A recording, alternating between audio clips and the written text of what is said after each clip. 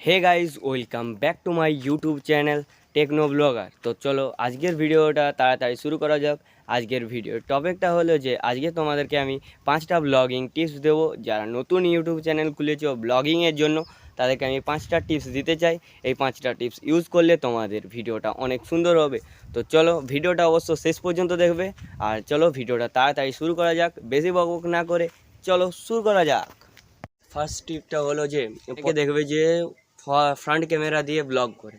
অবশ্য front camera দিয়ে blog করলে কি হবে, যে তোমরা যখন ফ্রন্ট ক্যামেরা দিয়ে ব্লগ করছো, সবার ফোনের তো সমান না, মানে ফ্রন্ট ক্যামেরাটার রেজুলেশন একটু লো থাকে। তারপরে ফ্রন্ট ক্যামেরা দিয়ে অতটা ভালো ভিডিও শ্যুট করা যায় না। তাই অনেকে দেখবে ফ্রন্ট ক্যামেরা দিয়ে করে। ফ্রন্ট ক্যামেরা দিয়ে তোমরা করবে না, তোমরা ব্যাক ক্যামেরা, ফোনের যে ব্যাক ক্যামেরা আছে ওই ব্যাক ক্যামেরা দিয়ে তোমরা ভিডিওটা শ্যুট করবে। তাহলে তোমাদের ভিডিওটা অনেক ভালো আর স্মুথ হবে। আর আরেকটা জিনিস যেটা তোমরা বেশিরভাগই ভুল করো, ফোনের যে রেজুলেশনটা থাকে সেটা মানে এফপিএসটা থাকে আর কি। ভিডিও করার সময় এফপিএসটা অবশ্যই 60 এফপিএস রাখবে, তবে ভিডিওটা অনেক ভালো হবে।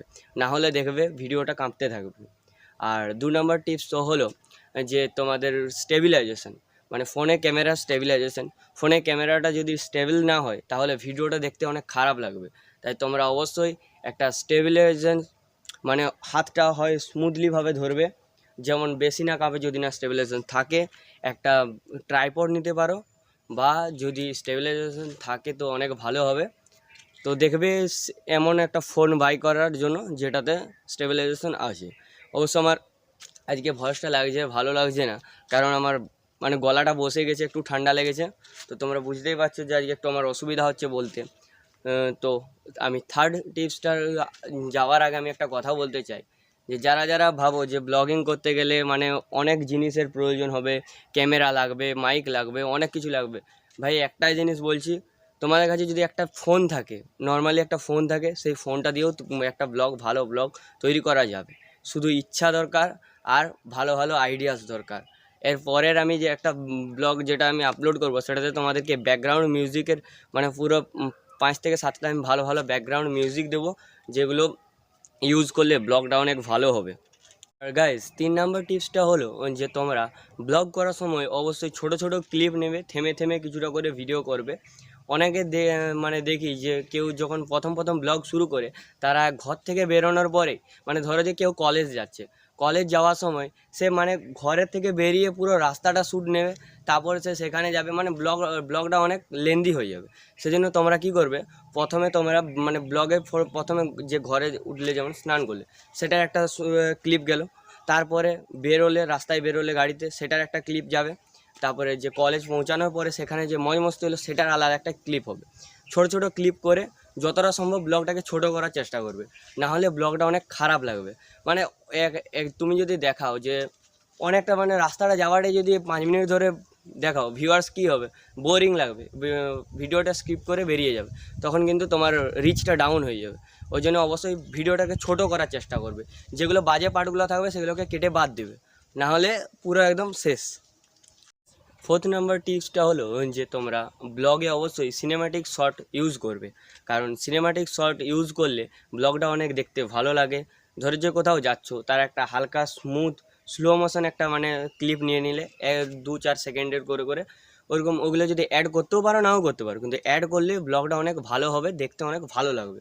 তো তোমরা অবশ্যই সিনেম্যাটিক শ্যুট করো, না হলে ভাই বুঝতে তো পারছোই, প্রথম প্রথম ব্লগ করলে অবশ্যই এটা একটু অসুবিধা হবে, কিন্তু পরে পরে এটা ঠিক হয়ে যাবে। ধীরে ধীরে তোমরা ইমপ্রুভ হবে সবারই, যেমন আমার হচ্ছে এখন।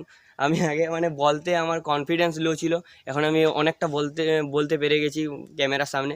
আগে ক্যামেরার দিকে দেখে করে বলতে পারতাম না। তো 5 নম্বর আমাদের টিপসটা হলো, সেটা বলছি গাইস। 5 নম্বর টিপসটা হলো যে তোমরা ক্যামেরার সাথে অবশ্যই নর্মাল থাকবে।